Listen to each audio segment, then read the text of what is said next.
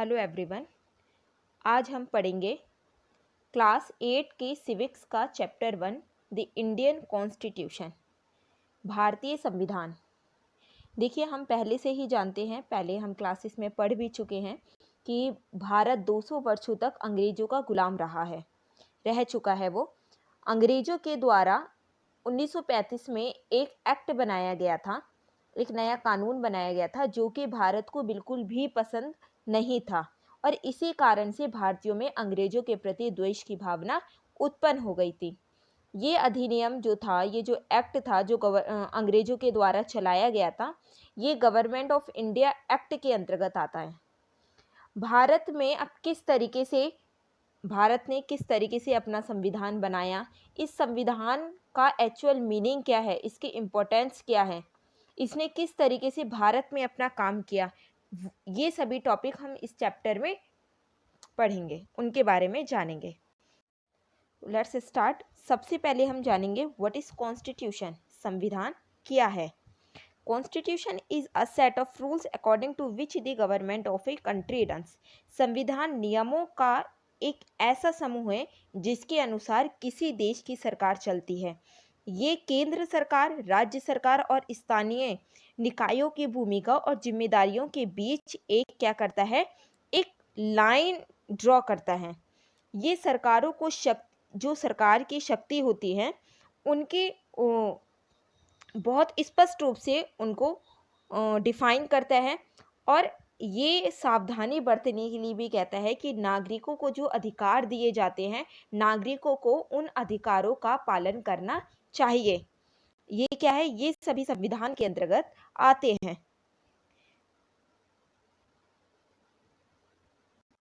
एक और इम्पोर्टेंट बात है कि भारतीय संविधान किसी भी स्वतंत्र राष्ट्र के लिए दुनिया का सबसे लंबा लिखित संविधान है। कई बार क्वेश्चन भी पूछ लिए जाते हैं कि सबसे लंबा लिखित संविधान किस देश का है, तो वो हमारे भारत का है। सभी में 444 लेख हैं, जिनमें 395 मुख्य लेख हैं और 49 उपलेख हैं। इसके अलावा कई संशोधन और इसमें कई 12 अनुसूचियां हैं। अब हम पढ़ेंगे इम्पोर्टेंस ऑफ कॉन्स्टिट्यूशन। संविधान की विशेषताओं के बारे में, संविधान के महत्व के बारे में पढ़ेंगे। A constitution is a very important in a democratic form of government. Bharat में सरकार का लोकतांत्रिक स्वरूप में संविधान बहुत महत्वपूर्ण है, क्योंकि जब सरकार को फॉर्म किया जाता है, सरकार का गठन होता है और ये संविधान के अनुसार ही काम करते हैं। डेमोक्रेसी यानी कि लोकतंत्र is government of the people, by the people and for the people. लोकतंत्र जनता की ही सरकार है, जनता के द्वारा ही इसके चुनाव होता है और जनता के लिए ही ये बनाया गया है। बड़ा संविधान क्या है, संविधान की महत्व क्या है, अब हम पढ़ेंगे भारत की संविधान के बारे में। India has its own constitution. Bharat का अपना संविधान है। Our constitution came into force on 26 January 1950। This was the beginning of the Indian republic. हमारा संविधान 26 जनवरी 1950 को लागू हुआ था और यह भारतीय गणराज्य की शुरुआत थी। Our constitution can be changed according to the need at time. हमारा संविधान जो था, विभिन्न देशों के संविधान के गहन अध्ययन के बाद ही हमारा संविधान तैयार किया गया था। ये इम्पोर्टेंट बात है, इसको ध्यान रखना। जब अलग अलग देशों के संविधान को पहले पढ़ा और उसके बाद में हमारे देश का संविधान बनाया गया था। हमारे देश के लोगों की आवश्यकता और उनकी नीड्स के अकॉर्डिंग ही उस पर विचार किया गया, उसके बाद में हमारा संविधान बना था।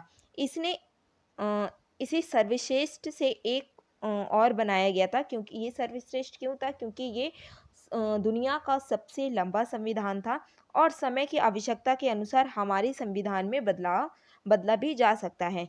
ये एक विशेष प्रक्रिया के द्वारा किया जाता है, जिसे संशोधन के रूप में जाना जाता है, अमेंडमेंट के रूप में जाना जाता है। Amendments have to be passed by both and houses of the particular and approved by the president. संशोधन संसद के दोनों सदनों द्वारा पारित किया जाता है और राष्ट्रपति द्वारा इसको अनुमोदित भी होना चाहिए। संवैधानिक संशोधन की मदद से नए राज्यों का निर्माण किया गया है और प्रेम्बल में नई शर्तें शामिल की गई और मौलिक अधिकारों के कुछ पहलुओं में भी यहाँ पर बदलाव किया गया था। नेक्स्ट है वर्किंग ऑफ द कॉन्स्टिट्यूशन, संविधान का कार्य, संविधान किस तरीके से काम करता है। तो the first meeting of the constitute assembly was held on the 8 December 1946। Doctor Rajendra Prasad was elected as the president of the constitute assembly. पहली बैठक, संविधान सभा की जो पहली बैठक हुई थी वो 8 दिसंबर 1946 को हुई थी। डॉक्टर राजेंद्र प्रसाद संविधान सभा के सबसे पहले अध्यक्ष चुने गए थे। संविधान को तैयार करने के लिए सदस्यों की एक समिति बनाई गई थी और डॉक्टर BR अम्बेडकर इस समिति के कौन थे, अध्यक्ष थे। फरवरी 1948 की बात की जा रही है। फरवरी 1948 तक जो दी प्रेम्बल रीड्स, अब प्रेम्बल की बात की जा रही है यहाँ पे, प्रस्तावना में क्या क्या था, तो उसमें था प्रेम्बल में, we the people of India, हम भारत के लोगों ने, having solemnly resolved the constitute India into a sovereign socialist secular democratic republic and the secure to all its citizens, Bharat को एक सोसाइटी सेक्युलर डेमोक्रेटिक रिपब्लिक में गठन करने और सभी नागरिकों को सुरक्षित करने का संकल्प लिया गया। सबसे पहला था जस्टिस, इसके में सामाजिक, सोशल, इकोनॉमिक्स, आर्थिक और पॉलिटिकल की बात की गई थी, राजनीतिक। नेक्स्ट लिबर्टी, लिबर्टी में ऑफ थॉट्स, सोचने की स्वतंत्रता हो, expression, belief, faith and worship. Next equality of status and the opportunities and to promote among them all. उसके बाद था fraternity, assuring the dignity of the individual and the unity and integrity of the nation। और इस act में लोगों को उनकी एकता और अखंडता की गरिमा को बनाए रखने का आश्वासन भी दिया गया था। ये आश्वासन दिया था नवंबर 1949 को, 26 तारीख यानी कि 26 नवंबर 1949 को लोगों को ये आश्वासन भी दिया गया था। अब गणराज्य के मुख्य उद्देश्यों के साथ में जो हमारा ये प्रेम्बल था का बहुत महत्वपूर्ण है, इम्पोर्टेंस है, क्योंकि ये भारतीय गणराज्य के मुख्य उद्देश्य के साथ प्रावधानों के रूप में घोषित करता है। देखिए सबसे पहला जो मेन ऑब्जेक्टिव है वो है सॉवरेन यानी कि सार्वभौम। अब ये शब्द आया कहाँ से, इस शब्द को हम भारत के लोग अपने यहाँ इसको अपने संविधान में अपनाते हैं, लागू करते हैं और अपने आप को भी क्या करते हैं, हम इसको महत्व देते हैं। भारत के संविधान की प्रस्तावना विशेष रूप से यह बताती है कि संप्रभुता भारत के लोगों के साथ है। एक राष्ट्र संप्रभु होता है जब वह अपने आंतरिक मामलों में स्वतंत्र होता है और कोई विदेशी हस्तक्षेप नहीं होता है। अकेले लोगों को निर्वाचित प्रतिनिधि कानून बनाना और कर लगाने की शक्ति रखता है। सरकार केवल लोगों द्वारा अधिकृत की गई सीमा तक ही अधिकार का प्रयोग करती है। नेक्स्ट है सोशलिस्ट, समाजवादी।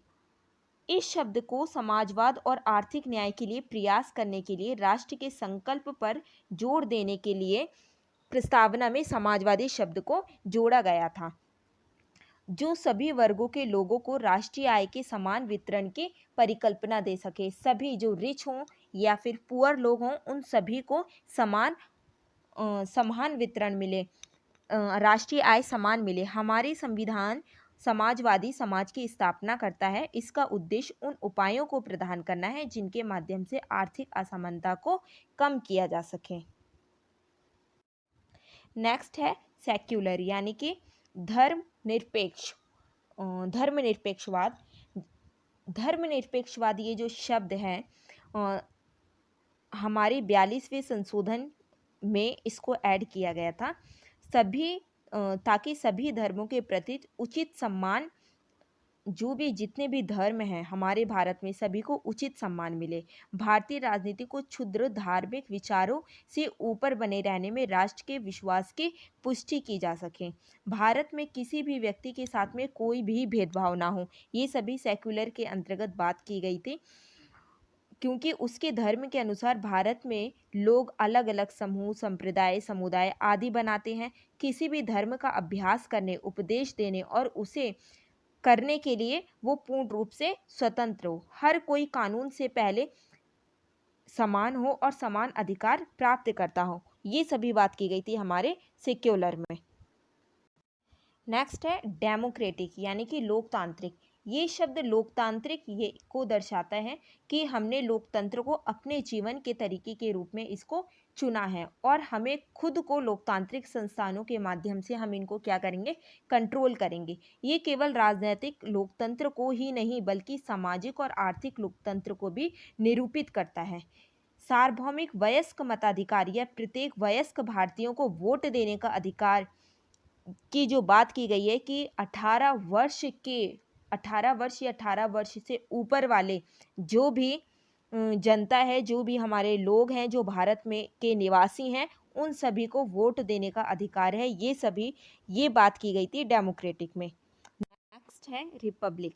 रिपब्लिक एक ऐसा राष्ट्र है जिसके पास निर्वाचित व्यक्ति हैं और राज्य के द्वारा किया जाता है। हमारे अप्रत्यक्ष रूप से निर्वाचित शासन होता है। भारत के राष्ट्रपति का चुनाव किया जाता है, अप्रत्यक्ष रूप से किया जाता है और निर्वाचित सदस्यों के द्वारा 5 साल की निश्चित अवधि के लिए सांसद और राज्य विधानसभा द्वारा ही चुनाव किया जाता है। ये जो आता है ये रिपब्लिक के अंतर्गत में आता है। जस्टिस न्याय, बिना किसी विशेष अधिकार के हर किसी के साथ व्यवहार करने, ये सभी में इक्वालिटी पाई जाती है। सभी को समान अवसर मिले, किसी के साथ कोई भेदभाव ना हो। साम्राज्यवादी शासकों द्वारा उनके साथ किए गए अन्याय के कारण भारतीयों को पहले नुकसान उठाना पड़ा था, ताकि भारतीय संविधान को प्रस्तावना न्याय पर बहुत जोर दे। अब क्या है, अब ऐसा नहीं होता है। अब सभी को जो न्याय मिलता है वो चाहे गरीब हो या अमीर हो। जब हमारा संविधान बन गया था तो ये पूरी तरीके से खत्म कर दिया गया था। ये जो था ये पहले ब्रिटिश शासन में था कि हमारे भारतीयों के साथ में दुर्व्यवहार किया जाता था, उनके साथ अन्याय किया जाता। लेकिन हमारा संविधान लागू होने के बाद में सभी को समान अवसर मिलने लगे, सभी के साथ जस्टिस किया जाने लगा। नेक्स्ट है लिबर्टी। लिबर्टी यानी कि स्वतंत्रता। स्वतंत्रता शब्द का अर्थ है लिबर्टी यानी कि विचार, हमें स्वतंत्र सोचने की, हम स्वतंत्र सोच सकें, अपने अकॉर्डिंग हम अपना पेशा यानी कि हमारा जो बिजनेस है, हम जो काम करना चाहते हैं, इस चीज़ की हमें स्वतंत्रता हो। विश्वास की हमें स्वतंत्रता हो, पूजा की हमें स्वतंत्रता हो यानी कि मंदिर में जाने की हमें स्वतंत्रता हो। प्रत्येक नागरिकों को किसी भी विश्वास को रखने और अपने विचार को स्वतंत्र रूप से व्यक्त करने की भी क्या हो, स्वतंत्रता होनी चाहिए। ये लिबर्टी के अंतर्गत आता है। नेक्स्ट है इक्वालिटी। इक्वालिटी की बात की जा रही है यहाँ पे। इक्वालिटी मतलब समानता। देखिए, समानता के बिना कोई स्वतंत्र नहीं हो सकता, इसलिए भारतीय संविधान की प्रस्तावना स्वतंत्रता के साथ समानता पर जोर देती है। जैसे हमारे देश में, हमारे संविधान में जाति, धर्म, पंथ या रंग के आधार पर असमानताओं के साथ किया गया था। यहाँ पर रंग के आधार पर, धर्म के आधार पर, जाति के आधार पर कोई भी भेदभाव नहीं होगा। सभी के लिए जो कानून बनाया गया है वो सभी के लिए समान होगा और उन्नति के भी समान अवसर प्राप्त होंगे। नेक्स्ट है फेडरेशन। हमारे संविधान ने सरकार के एक संघीय रूप के लिए प्रावधान किया है। इसका मतलब यह है कि हमारे देश के शासन की जिम्मेदारी को 2 भागों में विभाजित किया गया है, केंद्र सरकार और राज्य सरकार। राष्ट्रपति हमारे देश का प्रमुख होता है, प्रधानमंत्री केंद्र में सरकार का नेतृत्व करता है, जबकि सांसद क्या करती है, सांसद कानून बना। Need for laws. Without laws, no society can ever live peacefully and no state can ever function smoothly. देखिए, कानून एक सर्वश्रेष्ठ पदाधिकारी द्वारा दिया गया आदेश है जिसका पालन हम सभी को करना चाहिए। एक कानून के बिना सभी नागरिकों में ये जो कानून है ये सभी नागरिकों पर समान रूप से लागू होता है। कानून के बिना हमारा जो समाज है ये शांतिपूर्व तभी रह सकता है जब हमारे समाज में कानून होगा। तो कानून की आवश्यकता के बिना कोई भी समाज कभी भी शांति से नहीं रह सकता और कोई भी राज्य कभी भी सुचारू रूप से नहीं चल सकता। कानून एक श्रेष्ठ पदाधिकारी द्वारा दिया गया आदेश है जिसका पालन हम सभी को करना चाहिए। एक कानून सभी नागरिकों के लिए एक समान अवसर प्रदान करता है। कानून की नज़र में वो चाहे अमीर हो या गरीब हो, कैसा भी सिटीजन हो, बस भारत का नागरिकों को सभी को कानून के जो अधिकार हैं वो समान रूप से मिलते हैं। Mostly laws are good because they aim at the welfare of the people. देखिए, जो कानून हमारे बनाए जाते हैं उनका मेन उद्देश्य होता है लोगों का कल्याण करना। लेकिन कुछ ऐसे कानून बन जाते हैं, कानून बनाए जाते हैं जो कि बैड होते हैं, यानी कि लोग जो होते हैं उन कानून से असंतोष फील करते हैं, असंतोष उन्हें महसूस होता है, उन्हें लगता है कि इस तरीके से कानून नहीं होने चाहिए। लॉज एंड डिसेंट, साल्ट सत्याग्रह 1930 की बात की जा रही है। नमक सत्याग्रह ब्रिटिश सरकार द्वारा बनाया गया एक अन्यायपूर्ण नमक कानून के खिलाफ एक अहिंसक विरोध था। नमक कानून में कहा गया था कि नमक बनाना ब्रिटिश सरकार का एक अधिकार था और किसी भी भारतीयों को उसमें अपनी भागीदारी देने की अनुमति नहीं थी। सविनय अवज्ञा आंदोलन जो कि गांधी जी के द्वारा चलाया गया था। गांधी जी ने साबरमती में अपने आश्रम से दांडी तक समुद्र तक एक यात्रा निकाली। इस यात्रा का मुख्य उद्देश्य क्या किया था कि भारतीयों को भी नमक बनाने की स्वतंत्रता दी जाए। दांडी में नमक कानून का उल्लंघन किया गया। उनके आह्वान पर लोगों ने कानूनों को हराना यानी कि कानूनों को हराना शुरू कर दिया और पूरे देश में उत्पीड़न और हड़ताल जैसी हड़कंप मच गई थी, तोड़फोड़ होने लगी थी। लोगों ने विदेशी वस्तुओं का बहिष्कार किया और करों का भुगतान करने से भी इनकार कर दिया। देश में एक महान राजनीतिक अशांति पैदा हो गई थी, इसलिए असंतोष सरकार की लोकतांत्रिक स्वरूप का एक महत्वपूर्ण विशेषता है। इसके बिना एक लोकतांत्रिक सरकार तानाशाही भी बन सकती है। असंतोष के लिए सहिष्णुता राजनीतिक परिपक्वता का एक महत्वपूर्ण संकेत है। पार्टी सांसदों से असहमत प्रत्येक विधायक का अधिकार स्वतंत्र राय रखने के लिए लोगों के अधिकार से सीधा जुड़ा होता है, जिसे वे अपने प्रतिनिधियों के माध्यम से व्यक्त करता है। इसलिए हर लोकतांत्रिक देश में विपक्षी दल होते हैं।